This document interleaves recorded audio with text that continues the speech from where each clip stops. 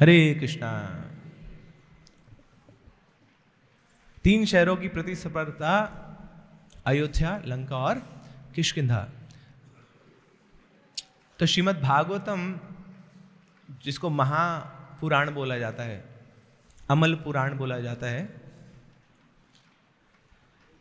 उस श्रीमद् भागवत में बहुत सारे अवतारों की चर्चा है।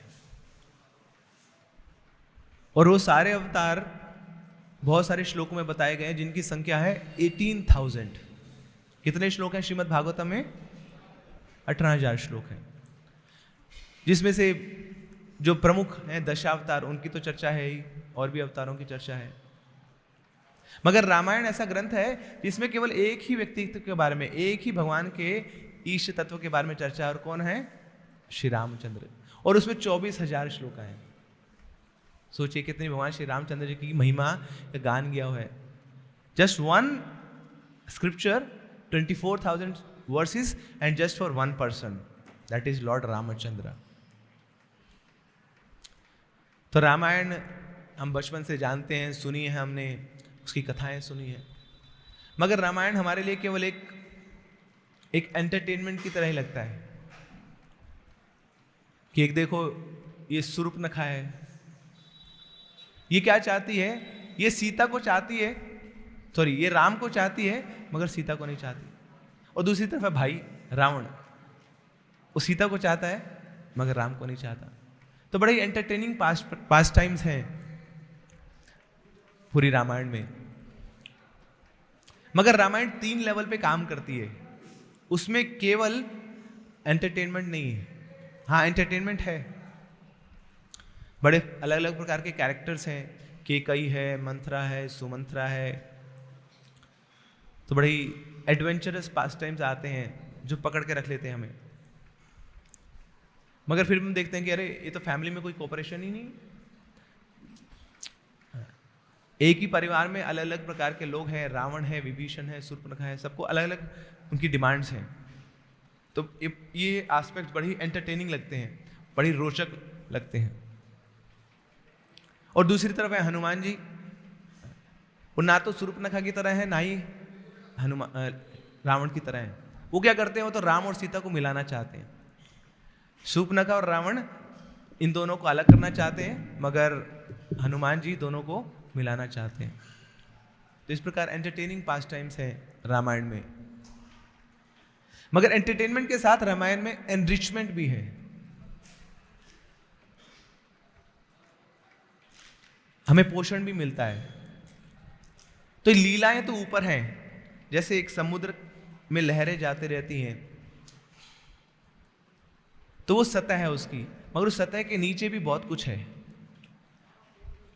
आप संगम में जाते हैं तो वहाँ गंगा है, वहाँ जमुना है, दोनों दिखती हैं, मगर सरस्वती कहाँ है?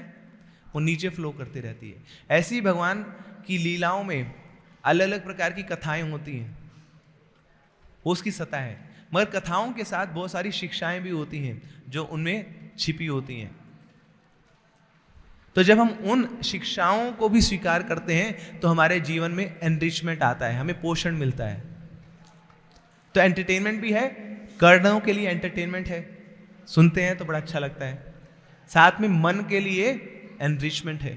और जब उन शिक्षाओं को अपने जीवन में अपनाते हैं प्रैक्टिकली, व्यवहारिक दृष्टिकोण से, तो फिर हमें एनलाइटनमेंट भी होता है, फिर हमें स्फूर्ति भी होती है, हमारे हृदय का ट्रांसफॉर्मेशन भी होता है।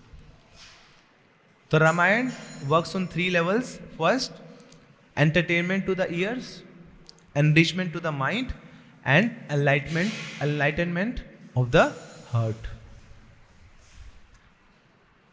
तो जनरली लोग पहले ही सतह पे रहते हैं, पहले ही लेवल पे रहते हैं, इसलिए वो माइथोलॉजी मांगते हैं इन सब कथाओं को। अरे देखो जी, है ना, ये समुद्र पार करके चले गए, समुद्र के ऊपर ब्रिज बना दिया, उनकी बुद्धि से परे है, तो उनको माइथोलॉजी लगती है, उनको केवल कहानियां लगती हैं। मगर जब भक्त इन लीलाओं का श्रवण करते हैं तो इसमें से शिक्षाओं को ड्रॉ करते हैं, और फिर शिक्षाओं को अपने जीवन में अपनाते हैं, उनके जीवन में बदलाव आते हैं, उनकी लाइफ चेंज हो जाती है। और फिर उनको लगता है कि नहीं, ये केवल माइथोलॉजी नहीं है, ये केवल मनगढ़ंत नहीं है, सचमुच में ये बहुत ही शक्तिशाली ग्रंथ हैं। तो अभी हम इस रामायण को, इसके जो 3 स्थान हैं उसके बेसिस पे एनालाइज करेंगे, अयोध्या, लंका और Kishkindha, based on different parameters. तो सबसे पहले है अयोध्या। अयोध्या मतलब जहां पे युद्ध नहीं होते हैं। अब ये जो तीनों स्थान हैं ये ग्राफिकली अलग अलग लेवल पे, ज्योग्राफिकली अलग अलग लेवल पे सिचुएटेड है। अयोध्या सबसे ऊपर है, लंका सबसे नीचे है और बीच में है किष्किंधा। अयोध्या कहाँ है? इसी स्टेट में है।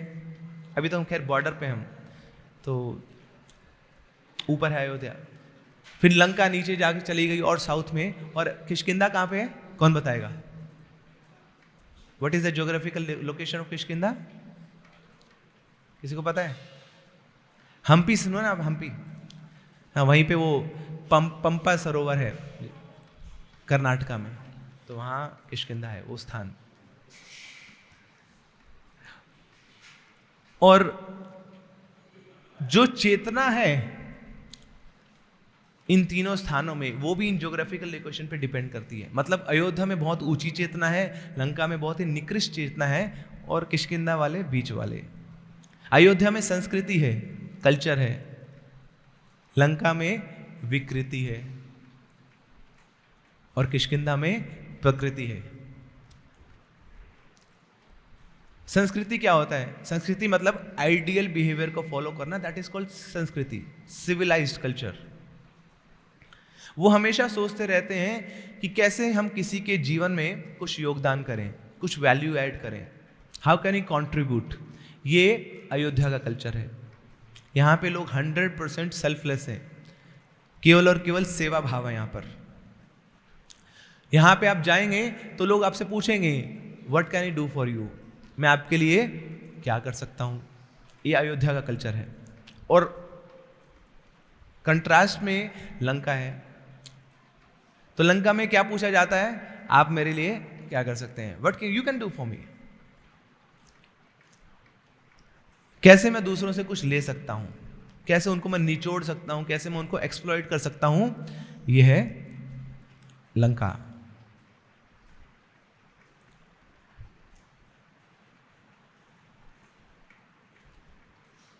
तो अयोध्या में है संस्कृति, गिविंग एंड फॉरगिविंग।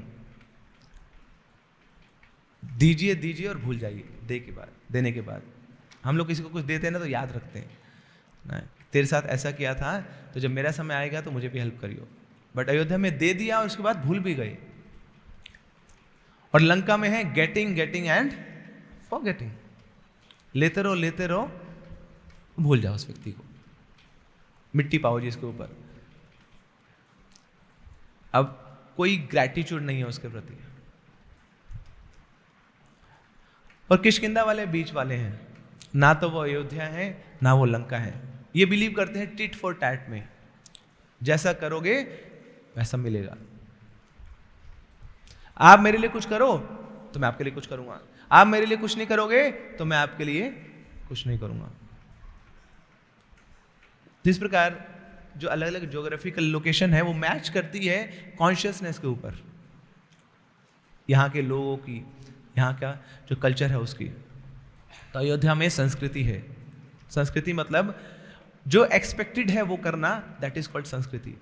किष्किंधा में प्रकृति है। प्रकृति मतलब अपनी नेचर को फॉलो करते हैं कि कई बार अयोध्या है और कई बार लंका की तरह बिहेव करते हैं। फ्राइडे अयोध्या है, मंडे लंका है, सैटरडे बड़े खुश हैं, संडे मिजरेबल है। तो ये है प्रकृति। कभी भी एक स्तर पे नहीं रहते, मूड स्विंग होते रहते हैं। कभी वो जेंटलमैन है, कभी मेंटल मैन है, तो घूमते रहते हैं पेंडुलम की तरह। अयोध्या में जो कल्चर है, संस्कृति कल्चर, वहां पे कृतज्ञता है, वहां पे ग्रेटफुलनेस है। Here people are eternally grateful even for a small good deed you must have done to them. छोटा सा भी कुछ कार्य करेंगे आप उनके लिए, उनके मन मस्तिष्क में हमेशा छाया रहता है।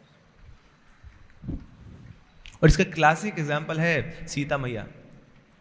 जब युद्ध खत्म हो गया, श्री रामचंद्र जी को राजा बनाया गया, सीता मैया को वहां के रानी बनाए गए, और वहां पे खूब उत्सव का माहौल है, ढोल नगाड़े बजाए जा रहे हैं, रंग फेंके जा रहे हैं, नृत्य कर रहे हैं लोग with full pomp and show. तो सब बड़े खुश हैं, मगर थोड़े समय बाद सीता मैया की आंखों से अश्रु बहने लग जाते हैं, रोने लग जाती हूं। तो श्री रामचंद्र जी पूछते हैं कि अरे आप रो क्यों रहे हैं, इतना उत्सव का माहौल है यहां पर।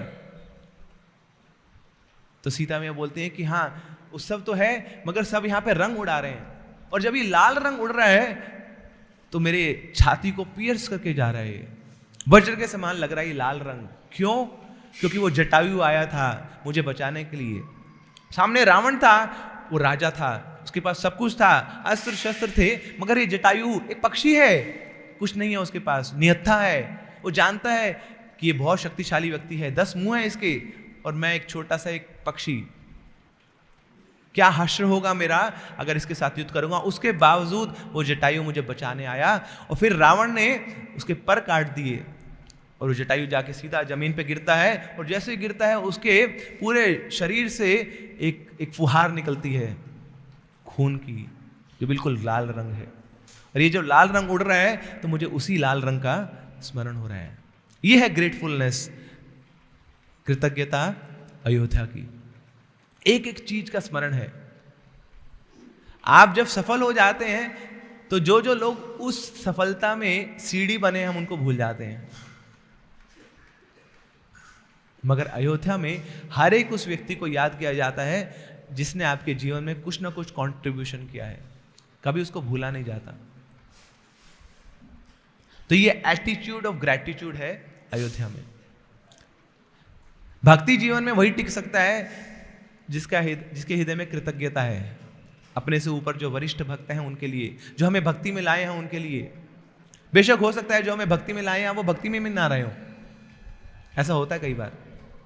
कई बार लोग लाते हैं चलो चलो मंदिर चलो, बहुत अच्छी क्लासेस होती हैं, बड़ा अच्छा प्रसाद होता है, अच्छा तो आप माला किया करो।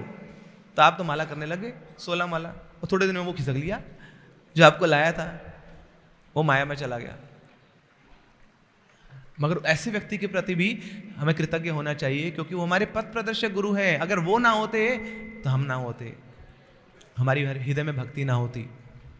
तो we should always be grateful to the people who have given us भक्ति, चाहे वो अभी उनकी करंट स्थिति कितनी ही बदतर क्यों ना हो, वो कितनी पापी क्यों ना हो गए हों, मगर हमेशा उनके प्रति कृतज्ञता बननी चाहिए। चाहे हम उनसे भक्ति में क्यों ना आगे हो गए हों,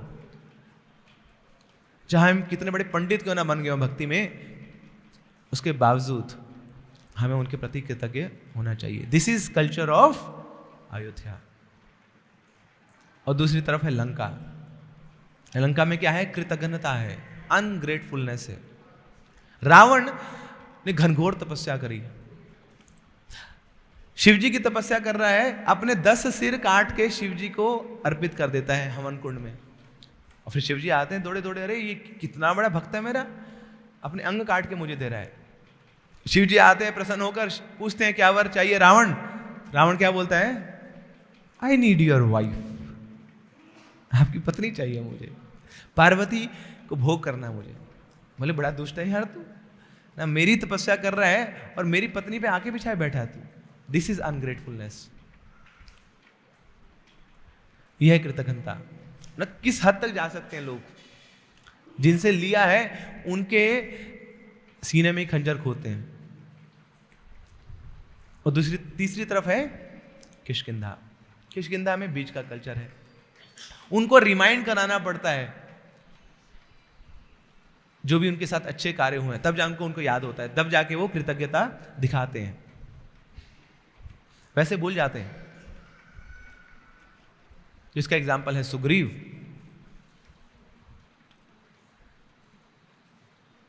तो सुग्रीव की पत्नी को चुरा के ले गया वाली। अब साथ में श्री रामचंद्र जी हैं, उनकी पत्नी को भी चुरा के ले गया रावण।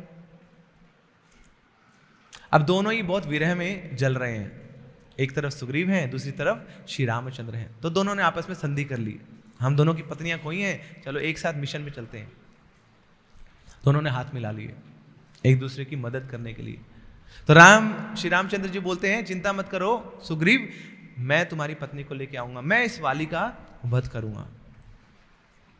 तो यह संस्कृति, हेल्प को ऑफर कर रहे हैं। तो श्री रामचंद्र जी जाते हैं, सुग्रीव की पत्नी को वापस लेके आते हैं।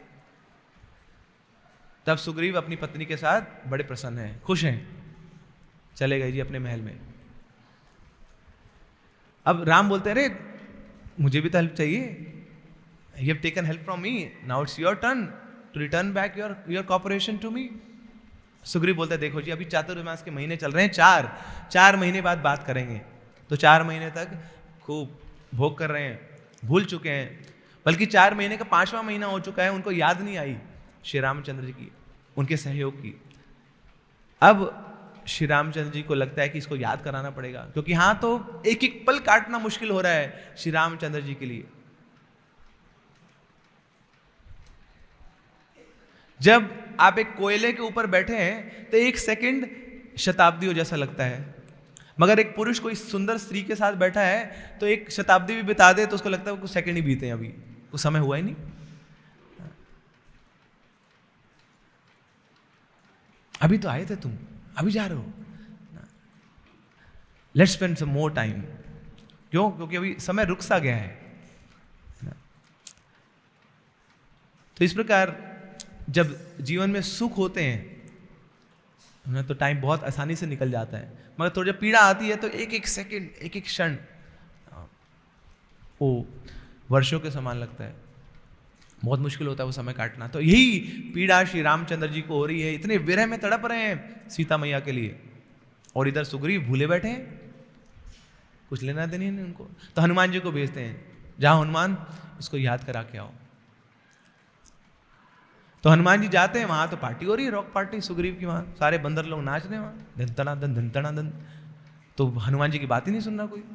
वापिस आते हैं हनुमान जी श्री रामचंद्र जी के पास, बोले वहां तो मेरी बात ही नहीं पहुंची उनके पास, I am unable to convey my message to them.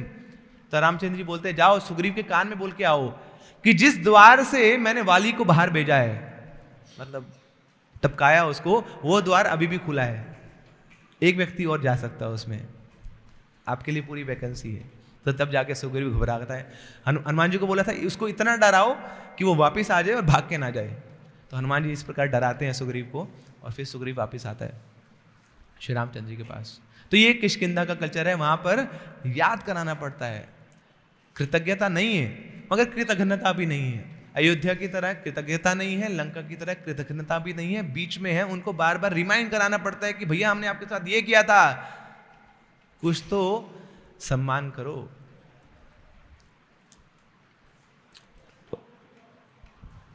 तो this is the feature of these 3 places. दूसरा पैरामीटर है, दैट इज रिलेशनशिप्स। तो तीनों जगहों पर भाइयों के संबंध हमेशा स्कैनर में रहे हैं।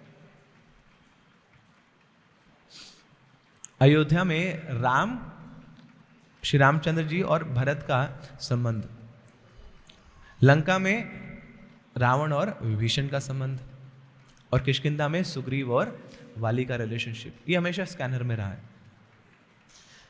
अब भाई लोग क्या करते हैं? लड़ते हैं। तो ये तो परंपरा सनातन काल से चलती आ रही है भाइयों के लड़ने की। मगर अयोध्या में जब भाई लड़ रहे हैं, वो कोई चीज प्राप्त करने के लिए नहीं, किसी लोभ के कारण नहीं, it is only for selfless love. निस्वार्थ प्रेम के कारण वहां पे लड़ाई होती है। मगर जैसे भरत हैं, भरत पूरे जीवन भर गलत फहमियों का भार अपने हृदय में ढोके चलते रहे, पूरे जीवन भर।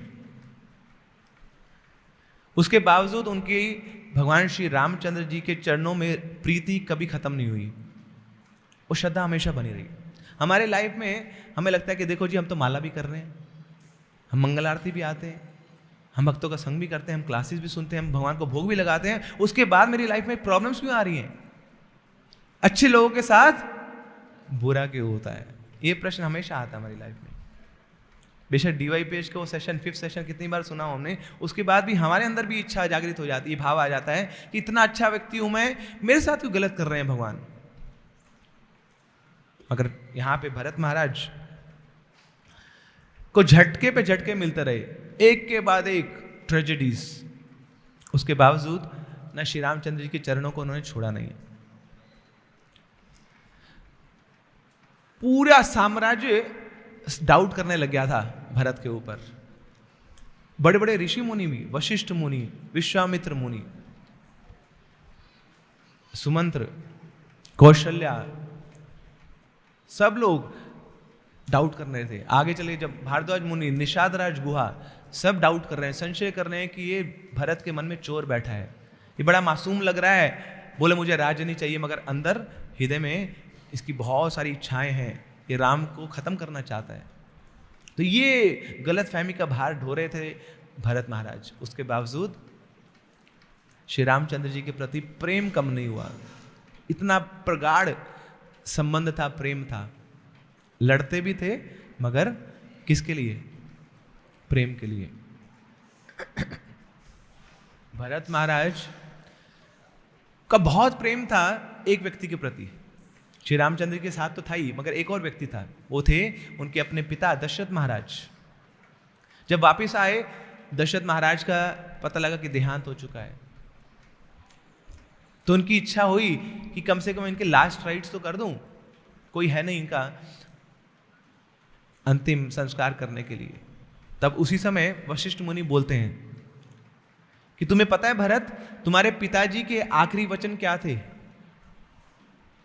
तुम्हारे पिताजी बोल के गए थे, this Bharat is a rascal. इस भरत के कारण ही ये सारा पलट हो गया है,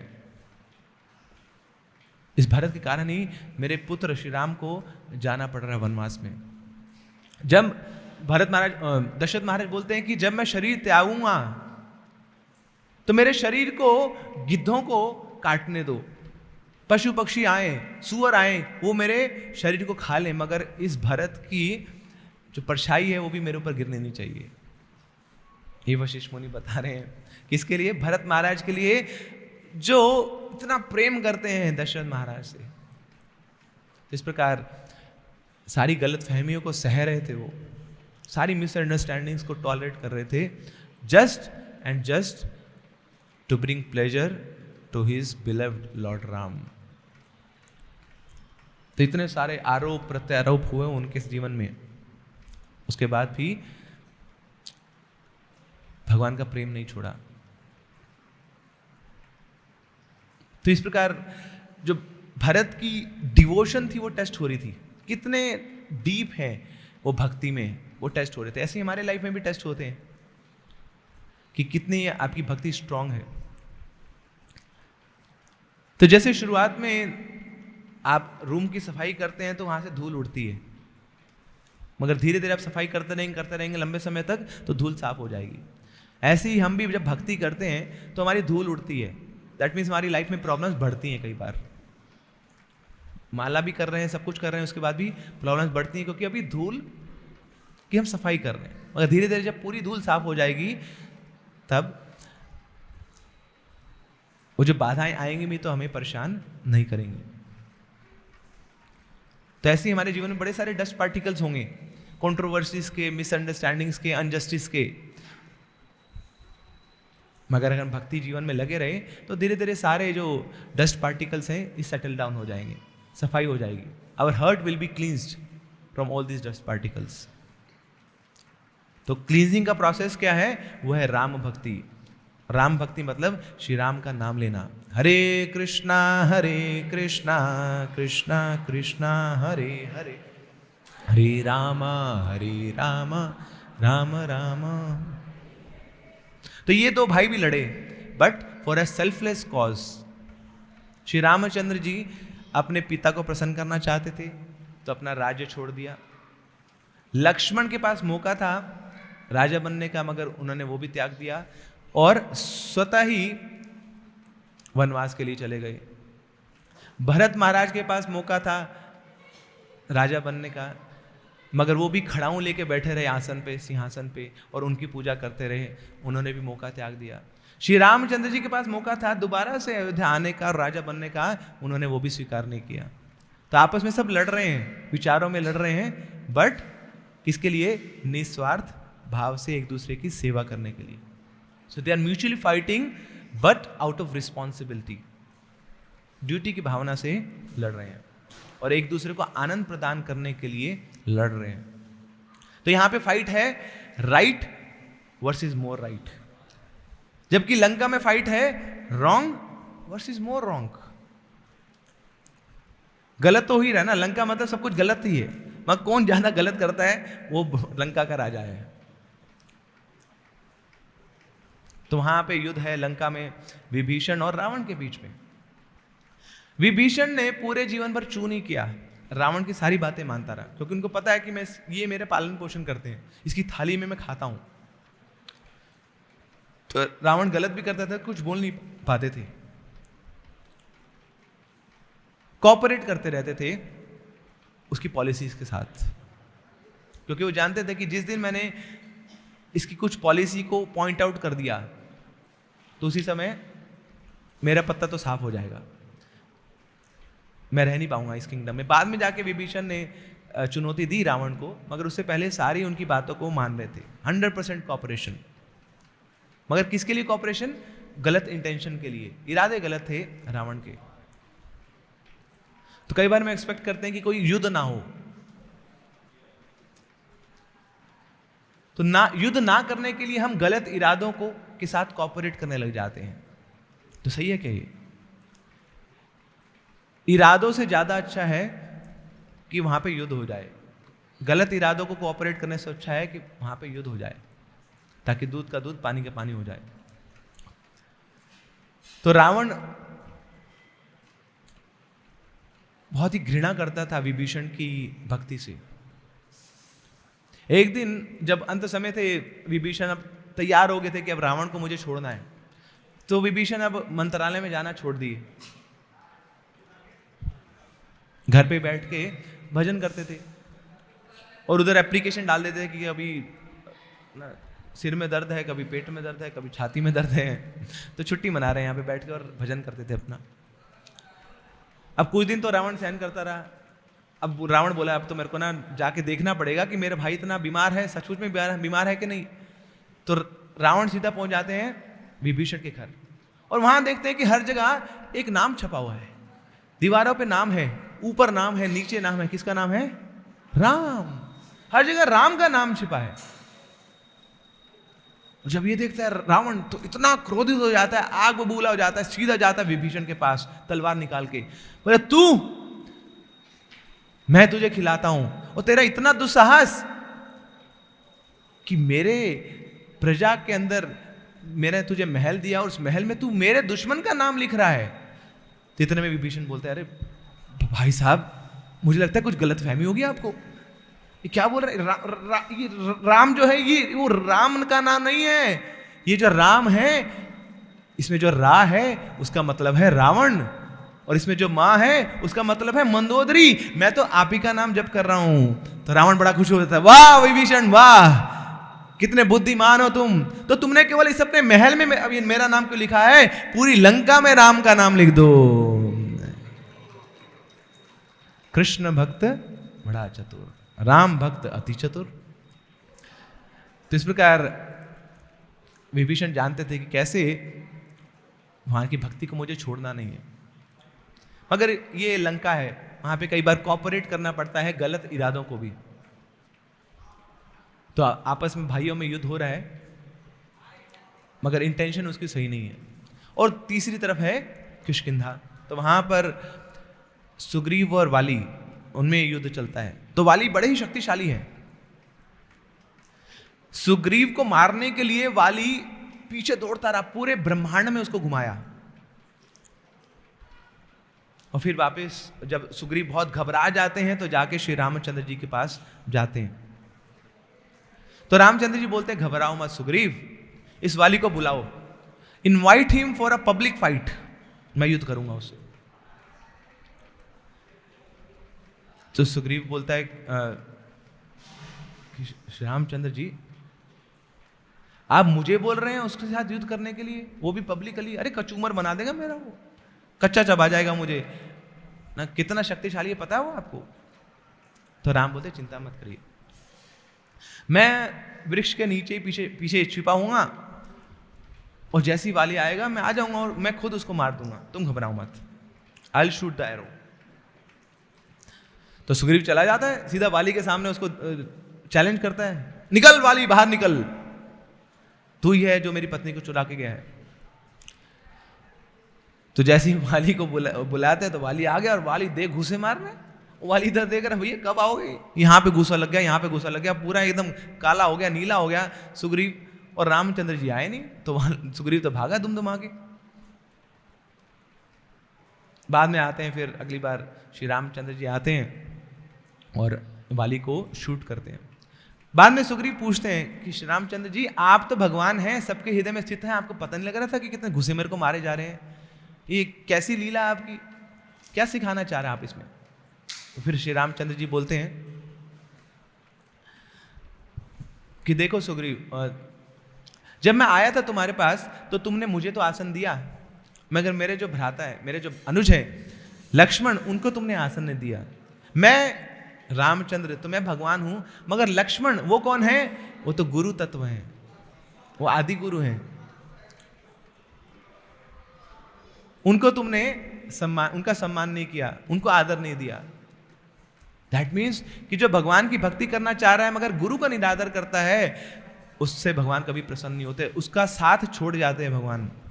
इवन प्रॉमिस भी कर देंगे ना भगवान, उसके बाद भी साथ नहीं देंगे। यहाँ पे भगवान बोल रहे हैं, बोले मैं अपने वचनों से विमुख हो जाऊंगा अगर आप मेरी भक्ति करते रहो मगर गुरु का संग छोड़ दोगे तो इसीलिए मैंने क्या किया सुग्रीव तुम्हारे साथ, मैंने लक्ष्मण को बुलाया, मैंने लक्ष्मण को बोला कि तुम माला पहनाओ, क्योंकि उस समय जब तुम युद्ध कर रहे थे मुझे तो एक जैसे दिख रहे थे, तुम दोनों भाई थे ना, दोनों बंदर थे। अब बंदर दो एक साथ बैठ जाए तो दोनों एक जैसे दिखेंगे। बोले मैं पहचान ही नहीं पा रहा था तुम कौन हो, तुम्हारा भाई कौन है। तो मैं तो बल्कि चीयर कर रहा था, मारो सुग्रीव मारो इसको मारो, तो और मार रहा था, मारो सुग्रीव मारो, जान ले लो उसकी। बोले भैया रामचंद्र जी वो मैं था जो पिट रहा था, मेरा भाई पीट रहा था मुझे, इसलिए ये लो सुग्रीव माला पहन लो, जिसने माला पहनी होगी मुझे पता लग जाएगा वो सुग्रीव है, अब तुम पिटोगे नहीं, इसलिए मैं आया। तो माला किसने पहनाई तुम्हें? लक्ष्मण जी ने। अब माला पहनने के लिए क्या करना पड़ता है आपको? झुकना पड़ता है। तो अब आप गुरु के सामने झुक गए हैं तो गुरु की शक्ति मिल गई है, मेरी कृपा मिल गई है, अब मैं आऊंगा लड़ने के लिए और उस वाली का वध करूंगा। श्री रामचंद्र भगवान की। तो ये दो भाई हैं किष्किंधा के, सुग्रीव और वाली।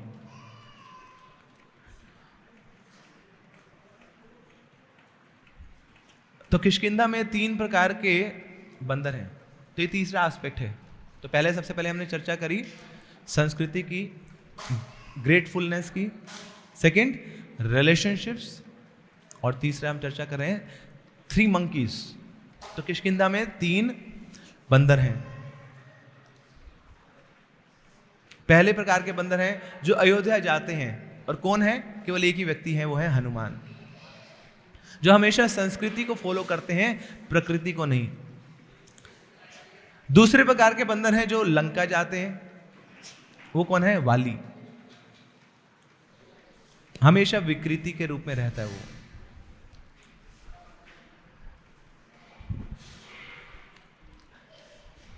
रावण को एक बार पता लगा कि वाली सबसे शक्तिशाली व्यक्तित्व है पूरी सृष्टि का। अब ये राक्षस होते हैं ना, बहुत द्वेषी होते हैं, एक दूसरे की प्रमोशन को सहन नहीं कर पाते। तो रावण चला गया दौड़ के इस वाली का वध करूंगा मैं। अब जब वहां पहुंचे तो वाली उस समय, उसका गायत्री का समय हो गया, और देखा कि रावण आया है। तो रावण आके खूब चिल्ला रहा है। अब वाली तो बहुत महान है, तो रावण को बोलता है तू शांत रह थोड़ा। और रावण कुछ कुछ प्रहार करने लग गया उनसे। तो वाली ने क्या किया, उसको पूंछ पे बांध दिया रावण को, और वो गायत्री कर रहा है। और उसकी बंदर है ना, बंदर गायत्री कैसे करेगा, वो तो कूद कूद के गायत्री कर रहे हैं। तो 4 ओशियंस पे जाता है, अलग अलग समुद्रों पे, और वहां जाके गायत्री करता रहता है घूम घूम के, और पीछे लटका हुआ है रावण। और रावण उसको बोलता है, बोले भाई साहब क्या कर रहे हो तुम, है ना, कुछ तो सम्मान करो, राजा हूं मैं लंका का, और मुझे पूंछ पे लटका के दौड़ा रहे हो इधर उधर, युद्ध तो करो ना कम से कम मेरे साथ। तो फिर जब गायत्री खत्म होती है तो तब तक रावण जान चुका होता है कि ये बहुत ही शक्तिशाली व्यक्तित्व है। अब राक्षस लोग क्या करते हैं ना, अपनी पॉलिसी को बदल भी लेते हैं, बड़े डुप्लीसिट होते हैं। तब वाली बोलता है, हाँ बताओ रावण क्या चाहिए तुम्हें। बोले कुछ नहीं चाहिए मेरे को तो दोस्ती चाहिए आपके साथ, दोस्त बन जाओ आप मेरे। बदल गया। तो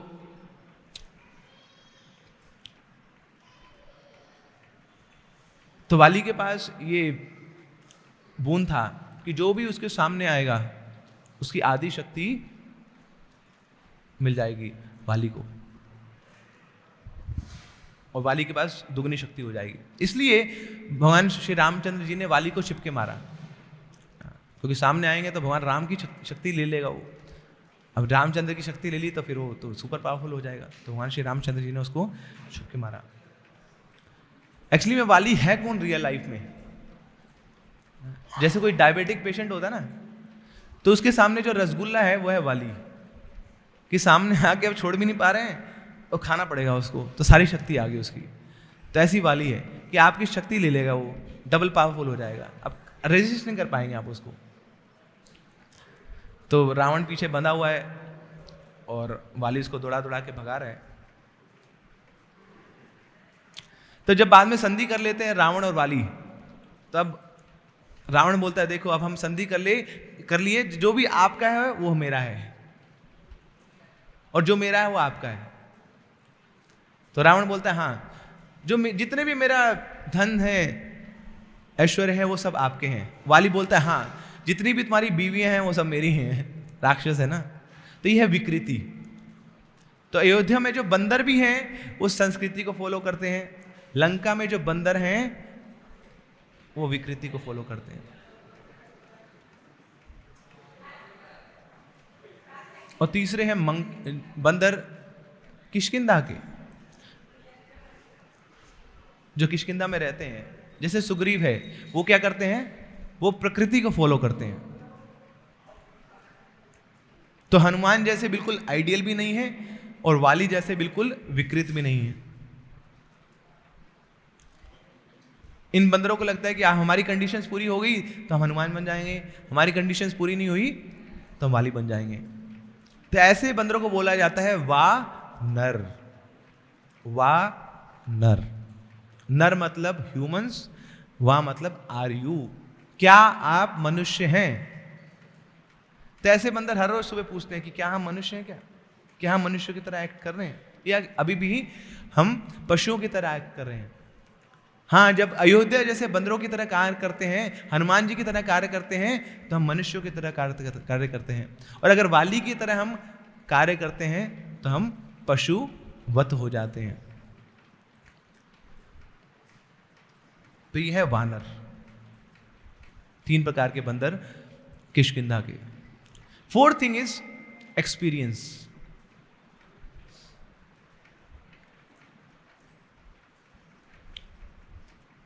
अयोध्या में बताया जाता है कि कोई ताला नहीं लगाता घर पे।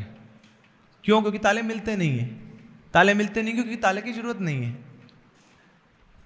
कोई ताला नहीं लगाता क्योंकि ताले मिलते नहीं है।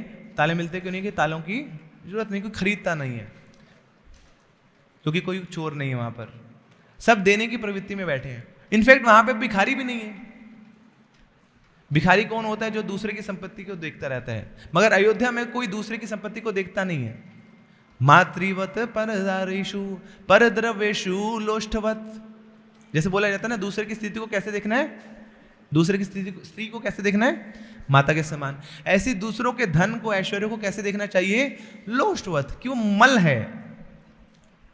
तो वहां अयोध्या का एक कल्चर है कि किसी दूसरे का धन संपदा वो दृष्टि नहीं पाते, इसलिए कोई भिखारी है नहीं। भिखारी कौन है? What is the definition of a beggar? किसको भिखारी बोलते हैं? जो दिन का 100 रुपया नहीं कमाता वो भिखारी है, जो दिन का 1000 नहीं कमाता वो भिखारी है, या जो दिन का 10,000 नहीं कमाता वो भिखारी है, या जो दिन का 1 लाख रुपया नहीं कमाता वो भिखारी है? बताइए। एक्चुअली में ये सब भिखारी हैं। चाहे आप दिन का 100 रुपये कमा रहे हो, चाहे 1 लाख रुपए per day you are earning, उसके बाद भी वो व्यक्ति भिखारी रहता है। क्यों? क्योंकि उसको अभी भी लगता है मेरे पास कुछ नहीं है और दूसरे वालों के पास बहुत ज़्यादा है, मैं भीख मांग लेता हूँ दूसरे वालों से, वो भिखारी है। That means they are internally unsatisfied. मगर अयोध्या में पीपल आर इंटरनली सेटिस्फाइड, अंदर से बहुत संतुष्टि है, और एक्सटर्नली ऑल्सो सेटिस्फाइड कि वहाँ पे फूड है, शेल्टर है, क्लोथिंग है, सब कुछ है उनके पास। तो आंतरिक संतुष्टि भी है, बाह्य संतुष्टि भी है, इसलिए वहाँ पे कोई ताला नहीं लाता। तो ये उनका एक्सपीरियंस है। लंका में सब कुछ चुराया हुआ है। रावण की जो लंका है वहाँ पे सब इंपोर्टेंट मटेरियल है, उसका कुछ नहीं है। जो भी सोना है, उसके एयरप्लेन्स है, उसका महल है, सब बाहर से चुराया हुआ है। यूके में जाएंगे ना, वहाँ पे एक म्यूजियम है, और म्यूजियम में डॉक्यूमेंट एक रखा हुआ है। इस म्यूजियम में जो जो सामान है कहाँ से चुरा के लाए हम अंग्रेज लोग, वो लिखा हुआ उन्होंने, कौन से सन में, कौन से शहर से हम डाका डाल के लाए थे। शिला प्रभुपाद एक बार ब्रिटेन गए थे, लंदन में, तो वहाँ रिपोर्टर आई एक प्रभुपाद जी के पास और आके बोलती, स्वामी जी आप आए एक बड़ी पिछड़े देश से, अब क्या देने आए हमारे पास? हम जब गए थे तुम्हारे पास, तुम्हारे देश में सब कुछ लूट के आ गए, तुम्हारा धन धान है, तुम्हारा कोहिनूर का हीरा भी हमारे पास है, तुम्हारे पास है क्या? भिखारी देश से आए हो तुम। प्रभुपाद बोले, हाँ सच बात है, तुम लोग चोर हो, चक्के हो, तुम सब कुछ चुरा के ले आए, मगर फिर भी छोटे चोर हो तुम लोग। जो असली चीज चोरी करने की थी वो तो लाए नहीं, वो है हमारी संस्कृति। ये लो भगवद गीता, लो, ये देने आया हूं मैं तुम्हें। श्रील प्रभुपाद की। ये चुरा जाते तो तुम्हारा इंग्लैंड भी इंडिया बन जाता, मगर अभी भी तुम वही अंग्रेज लोग ही रहे, क्योंकि असली जो संस्कृति थी हमारा, जो भगवद गीता थी, वो तुम लाए नहीं। तो लंका में सब कुछ चुराया हुआ है। तो अयोध्या में कुछ भी स्टोलन नहीं है, किष्किंधा में कुछ चीजें चुराई हुई हैं, कुछ चीजें उनकी अपनी हैं, मगर लंका में सब कुछ चुराया हुआ है। एक और एक्सपीरियंस है कि अयोध्या में कोई व्यक्ति कोई गलती करता ही नहीं है। Nobody commit mistakes. Shri Ramchandra ji even युद्ध स्थली में है, वहां पे भी कोई गलती नहीं कर रहे हैं। ये संस्कृति है। और रावण मंदिर में भी बैठा है, वहां पे भी वो विकृति है, मंदिर में रह के भी कुछ और सोच रहा है। तो हम लोग ध्यान दे सकते हैं कि हम अयोध्या वाले हैं, किष्किंधा वाले हैं, लंका वाले हैं, कि मंदिर में जाके भी कैसे विचार आ रहे हैं हमारे, ना क्या सचमुच में भक्ति कर रहे हैं, या वहां पे बड़ी विकृत बड़ी विपरीत परिस्थितियां हमारे साथ, हमारे मन में चल रही हैं। तो अयोध्या में कोई गलती करते नहीं है। श्री रामचंद्र जी रावण के साथ युद्ध कर रहे हैं, पहला बाण छोड़ते हैं तो पहला बाण फूलों का बना हुआ है और जाके रावण के चरणों में गिरता है। क्यों? क्योंकि रावण ब्राह्मण है। बोले ब्राह्मणों की कृपा नहीं होगी तो मैं क्या युद्ध कर लूंगा, क्या सफलता प्राप्त कर लूंगा? तो हे ब्राह्मण देव, आप मुझे कृपा करिए, ये बाण आपके चरणों में गिरा हूं ताकि मैं आपको मार सकूं। रामचंद्र जी प्रार्थना कर रहे हैं, प्रार्थना में शक्ति है, आपको मारने के लिए आप ही से शक्ति ले रहा हूं, आपकी कृपा ले रहा हूं, ये संस्कृति है। तो कोई गलती नहीं कर रहे हैं श्री रामचंद्र जी। उसके बाद जब रावण को मारते हैं तो उसके हृदय को नहीं मारते, दिल पे वार नहीं करते। जनरली देखते हैं ना, जो वार किया जाता है सीधा दिल पे छोड़ा जाता है, चेस्ट पे, मगर रामचंद्र जी दिल पे नहीं मार रहे हैं, नाभि में मार रहे हैं उसके। क्यों? रामचंद्र जी जानते हैं ये रावण है, इसके दिल में कौन बैठा है? इसके दिल में तो सीता बैठी है। सीता के दिल में कौन बैठा है? सीता के दिल में मैं बैठा हूं। और मेरे दिल में कौन बैठा है? ये सारे ब्रह्मांड के लोग बैठे हैं, सारे जीव मेरे हृदय में तो वास करते हैं। तो मैं इस रावण को इसके हृदय में मारूंगा तो मतलब पूरे ब्रह्मांड को खत्म कर दूंगा। Sorry, I will not commit that mistake, इसकी नाभि में मारूंगा। तो युद्ध स्थली में भी श्री रामचंद्र जी कोई गलती नहीं कर रहे हैं। और दूसरी तरफ है रावण, वो गलती करता भी है, उससे भी कुछ सीखता नहीं है, दे दनादन गलती करता रहता है, गलती के चौके छक्के मारता रहता है, मगर उसके बाद भी उसको पता नहीं लगता कि वो गलती है। हम नहीं सुधरेंगे, करते रहेंगे हम गलत कार्य। 4 प्रकार के लोग होते हैं। पहले होते हैं जो श्रवण करने से ही सीख जाते हैं। आग में हाथ नहीं डालना, जल जाओगे, तो नहीं डालेंगे जी, जलना नहीं है हमें, सुनने से सीख गए। दूसरे वो होते हैं कि नहीं, सुनने से नहीं सीखेंगे, दूसरों को देखेंगे पहले, उससे सीखेंगे हम, उनके एक्सपीरियंस से सीखेंगे।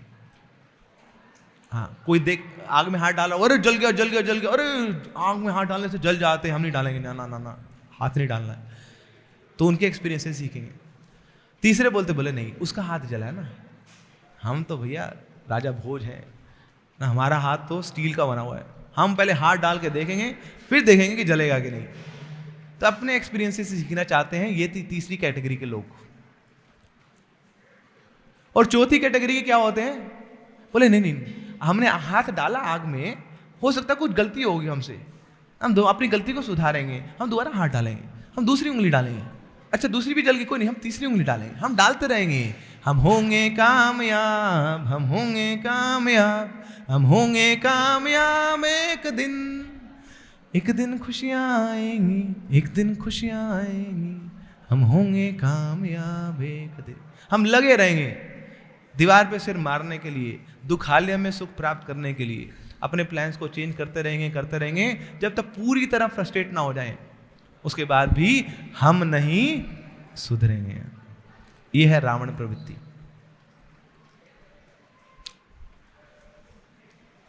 तो गलती करता रहा रावण, लोगों ने समझाया भी, उसके बाद भी माना नहीं। जैसे आप बड़ी फ्रोजन कंट्रीज में जाएंगे, बहुत बर्फबारी होती है जहां पर, तो वहां पे पोर्कुपाइन्स मिलेंगे आपको, जिसके कांटे निकले होते हैं ना। तो पोर्कुपाइन क्या करती हैं कि जब उनको बहुत ठंड लगती है तो आपस में एक साथ आ जाती हैं, जुड़ जाती हैं।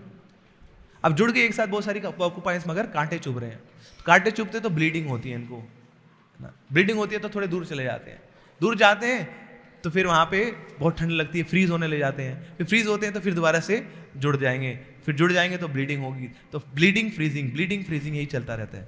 टेम्परेरी अरेंजमेंट बनाते रहेंगे, परमानेंट सॉल्यूशन की बात नहीं करेंगे। ऐसी हमारी स्थिति है। यहाँ पे कुछ प्रॉब्लम हुई तो उसका सॉल्यूशन करने का कुछ प्लान किया, वो सॉल्यूशन अपनाया तो एक और प्रॉब्लम आ गई। आप रोड पे जा रहे हैं, बोले बहुत जाम लगता है तो फ्लाईओवर बना दिया, अब फ्लाईओवर पे जाम है तो क्या करें, तो कुछ ना कुछ बस हम so called material technological advancement करना चाहते हैं, मगर परमानेंट सॉल्यूशन नहीं मिल रहा हमें। भौतिक प्रॉब्लम्स का कोई भौतिक सॉल्यूशन है नहीं। There are only spiritual problems to material problems, spiritual solutions to material problems. तो रावण ऐसा था, विनाश काले विपरीत बुद्धि, हम नहीं सुधरेंगे, कोई भी समझा ले। कितनी बार समझाया विभीषण ने, खुद की पत्नी समझा रही है मंदोदरी, छोड़ दो सीता को, नहीं। बलि महाराज के पास पहुंच गया रावण, इनसे सहयोग लेंगे। बलि ने पूछा कि अच्छा किसके साथ युद्ध कर रहे हो तुम? रावण लंकाधिराज रावण युद्ध कर रहे हैं तो उनके समक्ष जो ओपोनेंट्स होंगे वो भी बड़े महान होंगे। रावण बोलता है मैं तो बंदरों के साथ युद्ध कर रहा हूं, मैं मनुष्यों के साथ युद्ध कर रहा हूं। बलि बोलते हैं, बोली ऐसा दिन कौन सा आ गया कि रावण को बंदरों के साथ युद्ध करना पड़ रहा है और उसके लिए भी हेल्प लेनी पड़ रही? सचमुच में तू रावण हो क्या? कोई भेष बदल के तो नहीं आया तुम? तो रावण बोलता है अरे क्या बताऊं बलि महाराज, ये बंदरों ने तो नाक में दम कर रखा है, एक नहीं 3 बंदरों ने ऐसा मेरा हश्र कर रखा है, क्या बताऊं आपको। एक वो आया हनुमान, पकड़ लिया हमने उसको, उसके बाद उसकी पूंछ में आग लगा दी, मगर उस आग ने पूरी लंका जला दी मेरी, बसी बसाई नगरी जला दी, नाक और कटवा दी मेरी। बहुत खतरनाक है बंदर। और दूसरा बंदर आए सुग्रीव, वो तो क्या करता है, मेरे सिर पे चढ़ जाता है मच्छर के समान और थूकता रहता है, थू थू थू थू थू। और तीसरा है ये अंगद, वो तो मूत्र कर देता है मेरे ऊपर। एक बार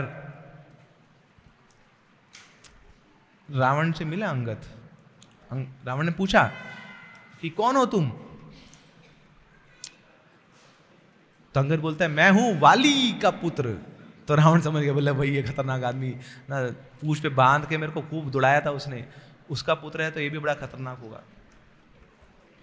तो रावण जानता था कि इसके पिता ने क्या क्या किया मेरे साथ, तो अच्छा तो यही है कि इसका सम्मान करें हम। तो पिताजी के बारे में पूछा, पिताजी कहाँ हैं अब तुम्हारे? बोले वो तो चले गए, मर गए। वो कैसे मरे? वो एक बाण से मर गए। किसने मारा बाण? राम जी ने मारा। तो रावण बोलता है एक बाण से कोई मरता है क्या? कैसी बातें कर रहे हो तुम? तो अंगद बोलता है कि देखो श्री रामचंद्र जी ने पता है कैसे मारा मेरे पिता को? जैसे कोई केला छीलता है ना, केला छीलने के बाद केले से कोई सुई निकाल दे, तो ऐसे मेरे पिताजी के हृदय को भेद के चला गया राम जी का बाण। तो फिर अंगद अब संदेश देते हैं रावण को कि बेहतर होगा तुम भी सीता को छोड़ दो, नहीं तो राम जी का बाण आएगा और तुम्हारे हृदय को भी ऐसे छेद जाएगा जैसे केले को छेद जाता है। तो रावण बोलता है मैं नहीं डरता राम से, तुम्हारा जो पिता होगा वो डरता होगा। I am not afraid of Ram.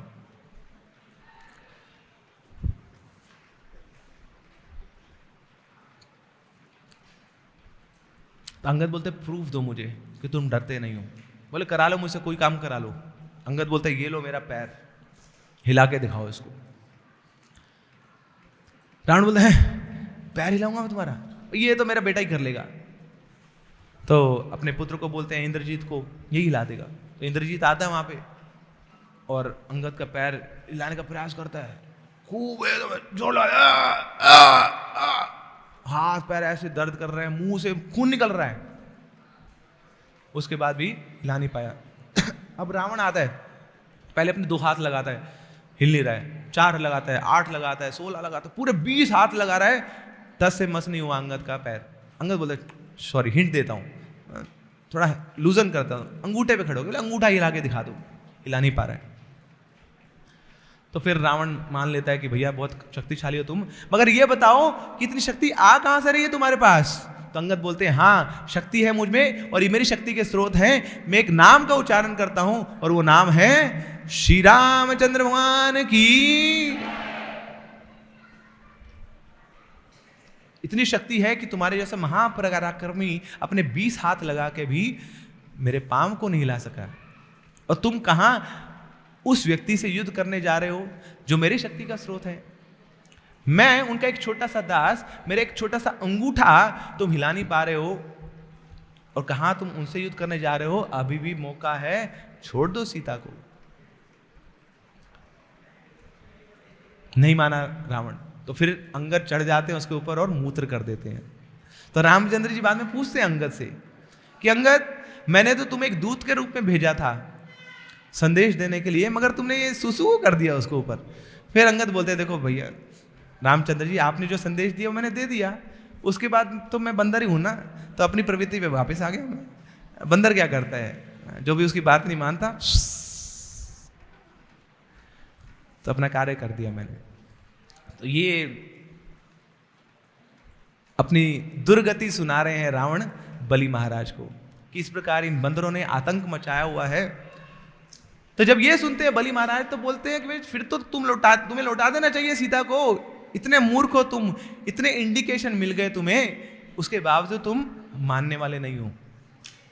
अब रावण बोलता है कि देखो बलि महाराज मैं तुम्हारी एडवाइस लेने नहीं आया हूं, मैं तुम्हारी हेल्प लेने आया हूं। तो बलि महाराज बोलते चलो आओ मेरे साथ। बलि महाराज अंदर महल में लेके जाते हैं और एक चीज दिखाते हैं। वहां क्या है? एक बहुत बड़ा सोने का माउंटेन है। तो रावण बड़ा खुश हो गया। रावण को क्या चाहिए? और सोना सोना सोना और सोना। ये है रावण प्रवृत्ति ना। जिन लोगों को भी सोना बड़ा पसंद है ना, सोना बड़ा पसंद है, वो क्या है? रावण प्रवृत्ति है। हाँ कलयुग में सोने के अंदर कलयुग बैठा है। जब द्वापर युग खत्म हुआ तो कलयुग यहां पहुंच गया। कलयुग बोलता मुझे स्थान तो दो, तब उनको स्थान दिया गया। कहां पर? सोने में। जो लोग सोने की इच्छा करते हैं वहां पे कलयुग बैठा है। इसलिए कुछ ना कुछ आए दिन आप बीती होती रहती है उन लोगों के साथ ना। आज ये चुरा के ले गया, आज कंगन चुरा के ले गया, आज कुंडा चुरा के ले गया, आज यहाँ पे चोरी होगी। किसके कारण होती है चोरी? सोने के कारण होती है। सोना हटा दीजिए अपने घर से, है ना, बड़ा कुशल मंगल रहेगा घर वो, क्योंकि वहाँ कलयुग नहीं है। तो इसका बहुत बड़ा एक पर्वत सोने का दिखाते हैं रावण को। रावण बड़ा खुश है और रावण उठाने लग जाता उसी को। अब वो भूल गया कि ये बलि महाराज का है, चला गया उठाने के लिए। अब पहले भी गए थे तो कैलाश को उठा लिया था रावण ने। अब वही प्रवृत्ति है उसकी, तो उस पर्वत को उठाने जा रहे हैं मगर हिला नहीं पा रहे हैं। उठाने की बात छोड़ी, हिला भी नहीं पा रहे, जोर लगा रही है पूरा, कुछ नहीं हो पा रहा।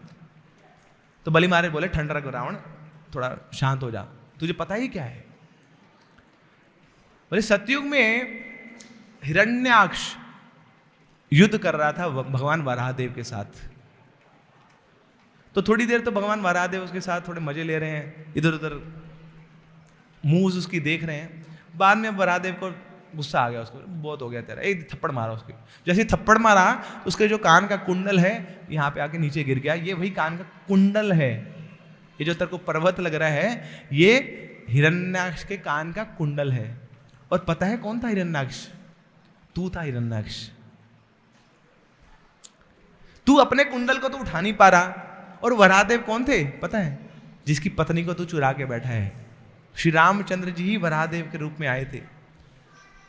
वो जब एक थप्पड़ मारे तो तेरे कान का कुंडल गिरा, और वही कुंडल अपने कान का कुंडल तो उठा नहीं पा रहा है। तू कहां युद्ध करने जा रहा है? छोड़ दे सीता को, छोड़ दे। मगर रावण क्या बोलता है? हम नहीं सुधरेंगे।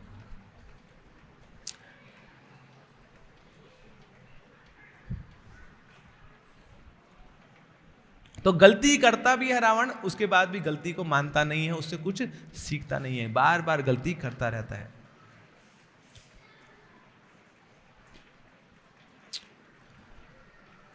तो ये एक्सपीरियंस है इन 3 स्थानों का। तो एक बार हम कंक्लूड करते हैं आज के सेशन को।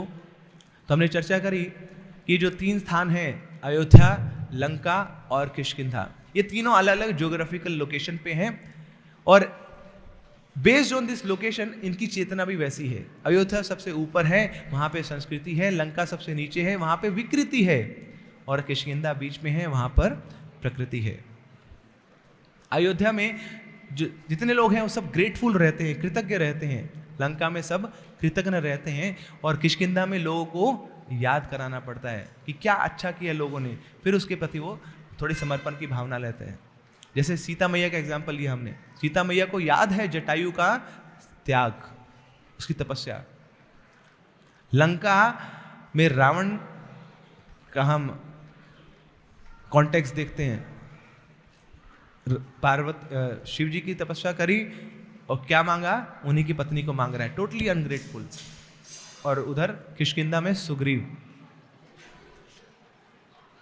उसकी पत्नी वापस दे दी श्री रामचंद्र जी ने वाली के साथ युद्ध करके, मगर संधि करी थी और संधि को भूल गया, अनग्रेटफुल हो गया।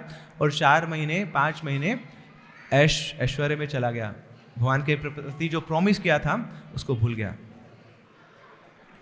फिर आगे हमने सेकंड पार्ट की चर्चा करी, दैट इज रिलेशनशिप्स। हरे कृष्णा। उस साइड जो भक्त बैठे हैं उनसे अनुरोध है कि शांत हो जाएं, कुछ डिवोटीज हेल्प करिए। Just 5 minutes more.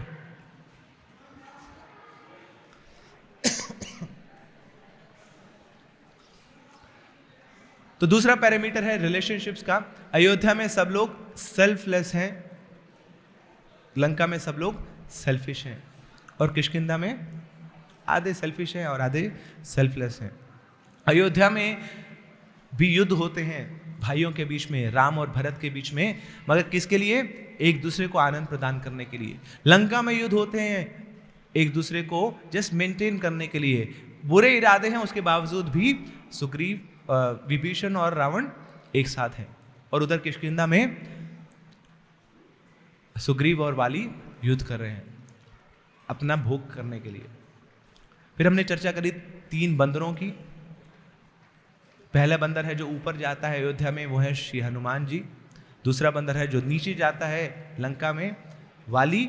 और तीसरा बंदर जो किष्किंधा में रहता है, सुग्रीव। तो ये जो सुग्रीव है ये क्या है? वानर। इसकी क्या प्रवृत्ति है कि कभी मनुष्य भी बनता है, कभी पशु भी बनता है, इसलिए वो वानर है, वो प्रवृत्ति में रहता है। जबकि हनुमान जी हमेशा संस्कृति में रहते हैं और वाली हमेशा विकृति में रहता है। और फोर्थ हमने चर्चा करी एक्सपीरियंस एंड एटीट्यूड। अयोध्या में कभी कोई गलती नहीं करता है। श्री रामचंद्र जी ने रावण के हृदय में वार नहीं किया, कोई गलती नहीं करी। युद्ध स्थली में भी कोई गलती नहीं करी, उसकी नाभि में वार किया। और उधर लंका में रावण है कि वो मंदिर में भी होता है, वहां पे भी गलतियां करता रहता है और उसके बाद भी कुछ सीखता नहीं है।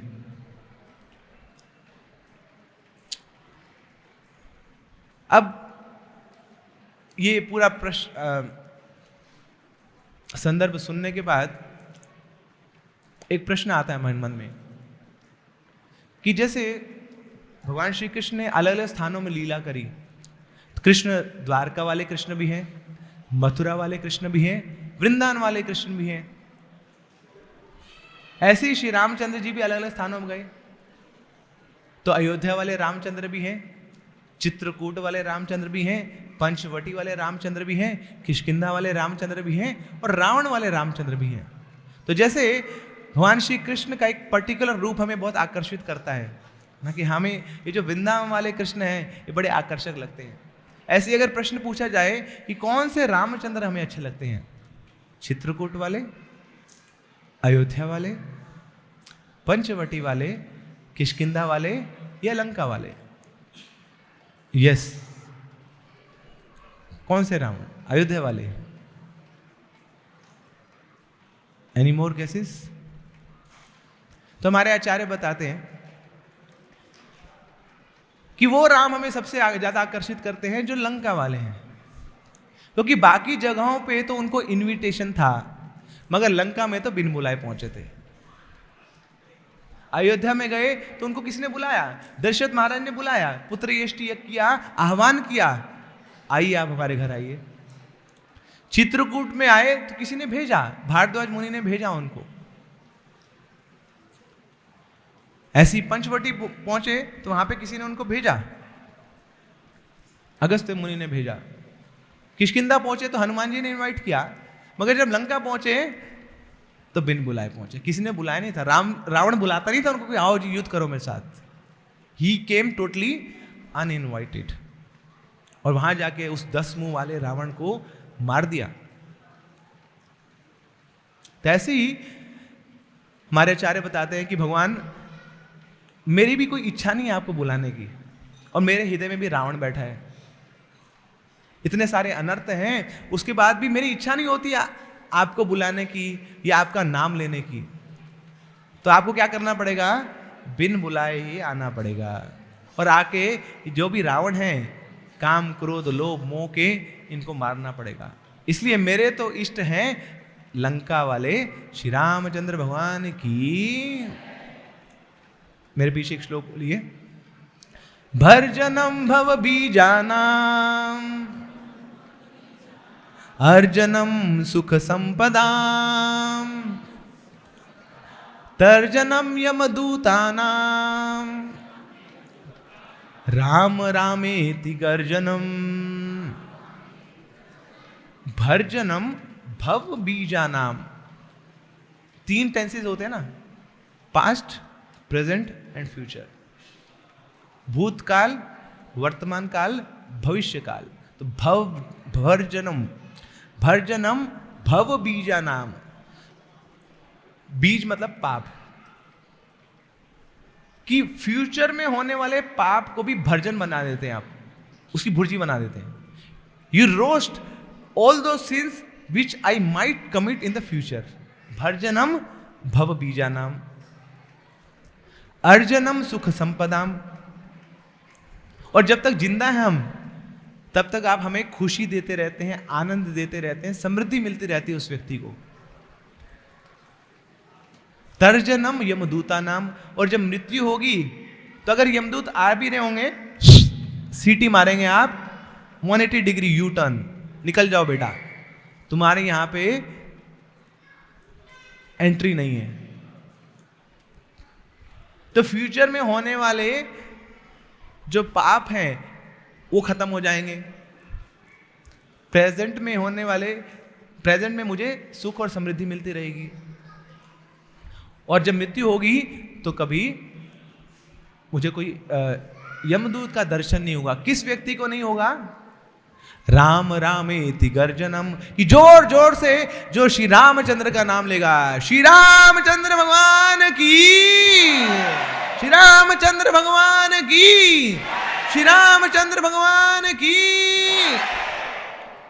तो ये है Ramayana, full of entertainment, full of enrichment and full of enlightenment.